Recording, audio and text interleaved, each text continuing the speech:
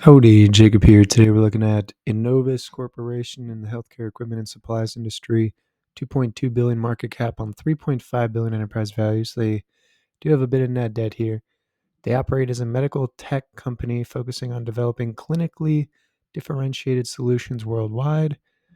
Their growth in revenue is heavily down from 10 years ago. I presume there's some sell-offs going on here from 2015 to 2017. So let's look at that right now. We do see a smaller net devastation, but outside of that, they are making acquisitions. So it is peculiar to see that type of revenue decline. Looks like they're having trouble getting back to those pre COVID levels of demand, but they've always been pretty volatile. And outside of that, their gross margin is way up. So they just have to let's see what's going on here. This is very interesting. So between 2019, their revenue went down 66%, but their gross margin jumped over 10%, operating margin negative. And so that means cost of goods sold was absolutely taken down, but then they might have either changed the way they reported, acquired a company that um, spends money on R&D, extra sales, general and admin. So kind of interesting changes here from 2018 to 2020.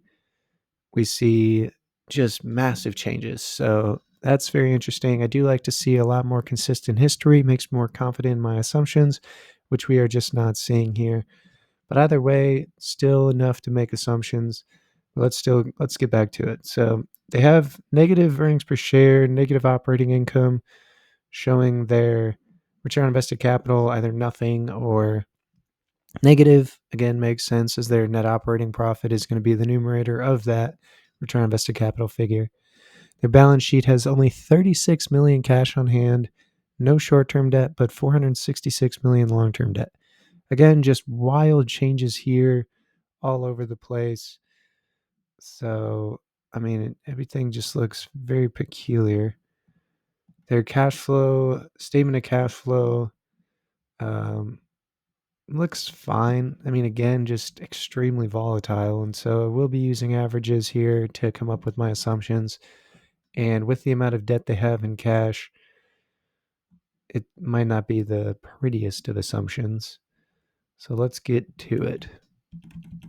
For revenue growth, I think they'll be able to find back some ways to grow.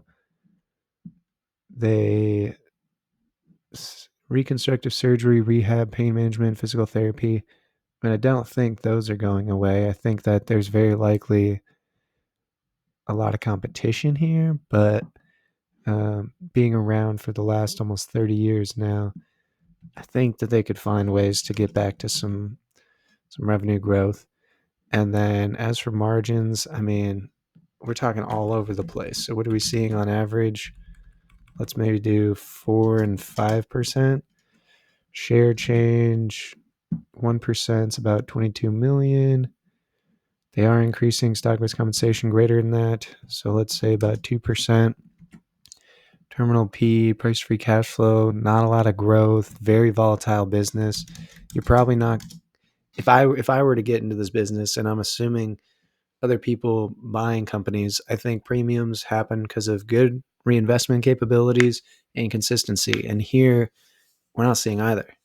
Not a good return on invested capital, not consistent revenue, earnings, anything like that. And so I think that that's gonna have me be a bit more conservative on that P, price to free cash flow, because I think the average investor likes consistency. And I think if you don't have that, you need a greater margin and you're going to pay less for that business. So for me, it needs to fall immensely before you get the return I look for here. So probably won't be looking at it anytime soon. This isn't the type of business that really intrigues me anyways, so I'm not very concerned about it. Either way, I hope you enjoy the video and have a great day. Thank you.